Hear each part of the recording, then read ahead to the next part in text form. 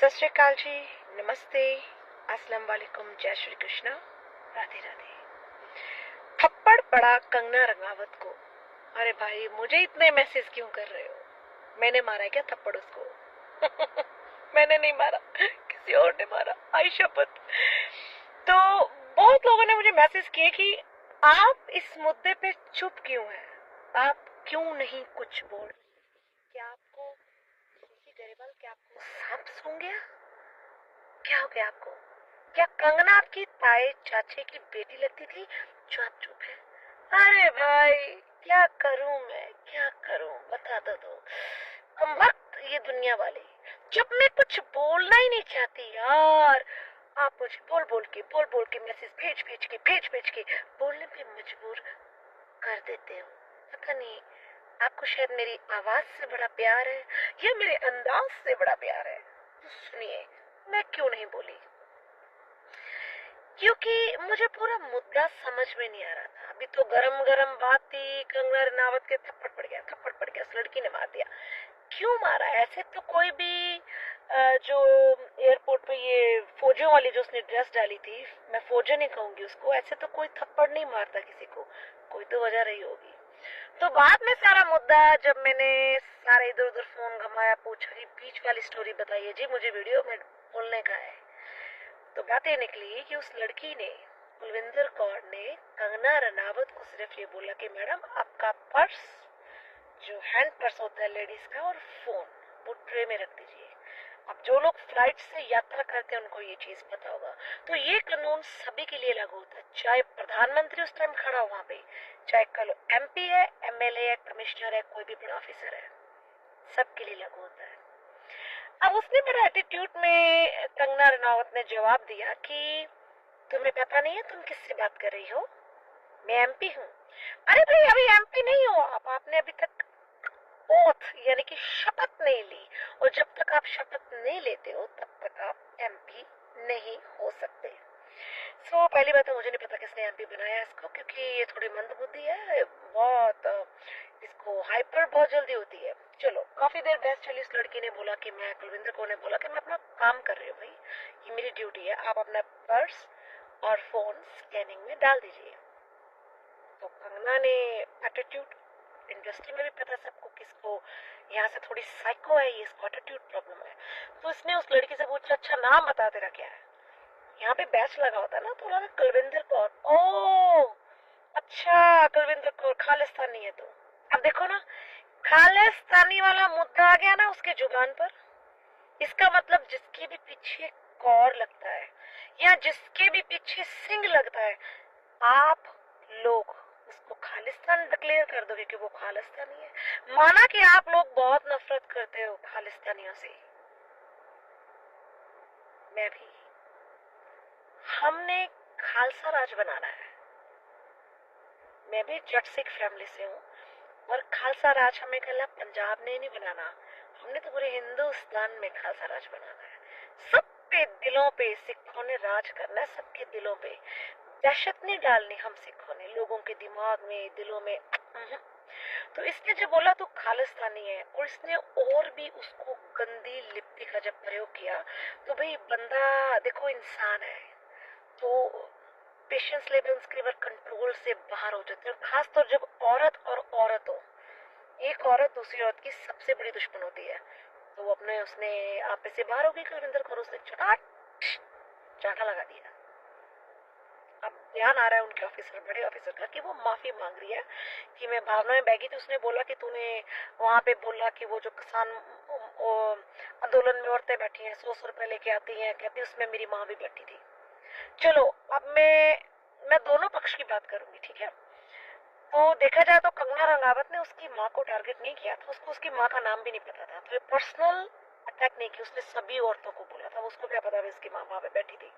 रही बात 100 रुपए में लेके आ जाती है ये वो, चलो फ्रीडम ऑफ स्पीच, उसने बोल दिया कि 100 पर हम वो पर्सनल रंजिश, अगर आपने देश की एक वर्दी अपने जिस्म पे डाली है, चाहे आप फौजी हैं चाहे आप पुलिस वाले हैं, आपको वर्दी से पहले एक ओथ उठानी पड़ती है। जैसे डॉक्टर लाइसेंस लेने से पहले ओथ लेता है कि मेरे पास मेरा दुश्मन भी मरता हुआ आएगा ना, मैं उसकी भी जान बचाऊंगा। तो चलो उसने भावना में आके चाट लगा दी। अब उस लड़की पे कुलविंदर कौर पे तो सेक्शंस लगा दिए दो इन्होंने, तो कंगना पे क्यों नहीं लगाए? क्योंकि ये भी एक सेक्शन बनता है कि अगर आपको एयरपोर्ट पे कोई ऑफिसर बोलता है अपना पर्स और फोन चेक कराइए और आप इस चीज से रिफ्यूज करते हैं तो आपके ऊपर भी एक्शन बनता है। अब देखो, जो मैं नहीं ये बात कह रही हूँ, ये जो मैंने जो बात कहने जा रही हूँ, ये जो सुना है कि कंगना रनावत और अमित शाह का बहुत अच्छे वाली फ्रेंडशिप है, समझते हो? वो गुटरगू गुटरगू गुटरगू, हाँ, तो वो उसका भाई लवर है, तो वो तो अपनी महबूबा को बचाने के लिए कुलविंदर कौर को तो ट्रबल देगा।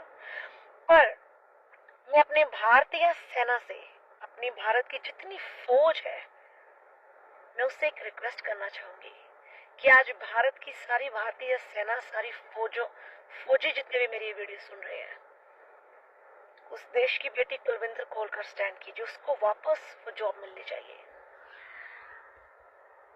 क्योंकि अगर वो उसको जॉब वापस मिलती है, जॉब पे रखा जाता है, ये सबसे बड़ी फौजियों की जीत होगी, सबसे बड़ी वो पंजाब की बेटी की जीत होगी।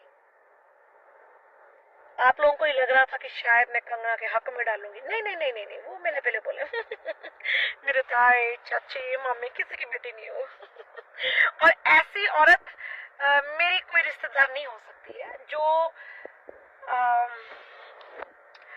पापा अपने बॉयफ्रेंड बदल लेती हो, फिर उनसे महंगी महंगी शॉपिंग लेते हो, जिसका एक कहते हैं कि एक चुंबन भी 5 लाख में बिकता है ऐसी औरत से हमारा कभी कोई रिश्ता नहीं हो सकता है। अब अमित शाह की कहते हैं कि कंगना रनावत गर्लफ्रेंड है, ये मैं नहीं कह रही हूँ, ये लोग, ये समाज, ये दुनिया, कम वक्त ये दुनिया किसी को जीने नहीं देती।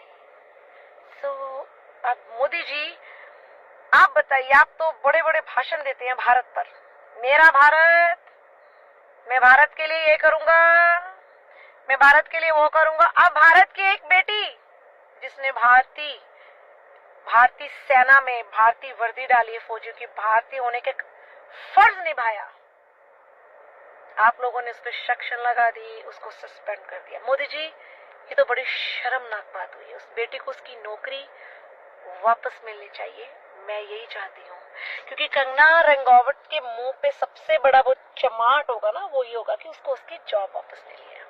अब कंगना ने बयान भी दिया कि मैं वहां से जा रही थी, किसी ने मुझे हिट कर दिया, यहाँ पे हिट नहीं मैम, थप्पड़ मारे है, पंजाबी हिंदी में चांटा लगाया, लाफा लगाया।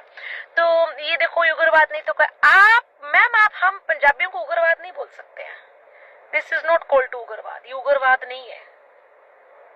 अगर आप कानून की उल्लंघना करेंगे एयरपोर्ट पर या किसी भी सरकारी मुलाजिम के साथ आप ऐसे बदतमीजी से बोलेंगे और अपद्दर भाषा का प्रयोग करेंगे, मैम अब एक थप्पड़ पड़ा है। अगर मैं उसकी जगह होती तो मैं 3-4 खींच के लाके के मुंह लाल कर देती। उसने तो शुक्र करो आपको सिर्फ एक ही मारा है। कंगना रनावत इंडस्ट्री की एक वो लेडी है जिसको कोई प्यार नहीं करता, जिसे कोई पसंद नहीं करता। जितने भी बॉयफ्रेंड इसके रहे हैं, सबको इतना इसको साइको प्रॉब्लम से, इतने बॉयफ्रेंड्स को इतने तंग किया, उनको कमरे में बंद कर देना, उनके फोन चेक करना, उनको इतना मेंटली हरासमेंट। इवन कि ऋतिक रोशन से भी मुझे ये उम्मीद नहीं थी। ऋतिक रोशन इसका एक्स बॉयफ्रेंड है। आज ऋतिक उसके साइड में खड़ा हो गया। ऋतिक से पूछिए सवाल जरा कि भाई तू कितना दूध का धुला है, तू भी तो अपनी बीवी छोड़ के कोई और, वो पहले कंगना के साथ, अब एक और छोटी उम्र की लेके घूम रहा। भाई तू पहले लोगों को बयान दे रहा है कंगना ने मेरे साथ ऐसा कर दिया, वो कर दिया, मुझे साइकोपन में मुझे मार दिया, मुझे ऐसा कर दिया है, मेरा दिमाग, मुझे डिप्रेशन कर दिया। आज तो फिर वो साइको की स्टैंड में खड़ा हुआ है। भाई तुम लोगों को स्टैंड है, साइकिल का भी एक स्टैंड होता है। साइकिल में 2-3 स्टैंड लगाओगे तो साइकिल ढंग से नहीं खड़ा होगा, चलाओगे तो वजनदार हो जाएगा। तो साइकिल का एक ही स्टैंड होता है और एक पे लगता है। तुम लोगों के सालों कितने स्टैंड है? तो जो कुलविंदर कौर ने किया, ठीक है, थोड़ा भावना में बह के उससे चांटा लग गया, पर वर्दी ये अलाउ नहीं करती थी। पर देखो जी, हम इंसान हैं, ठीक है, और कई बार इंसान अपने इमोशंस को, गुस्से को कंट्रोल नहीं कर पाता। सो मेरी यही प्रार्थना है सारे फौजियों से कि इस बहन को इसकी जॉब वापस मिलनी चाहिए। जय हिंद, जय भारत।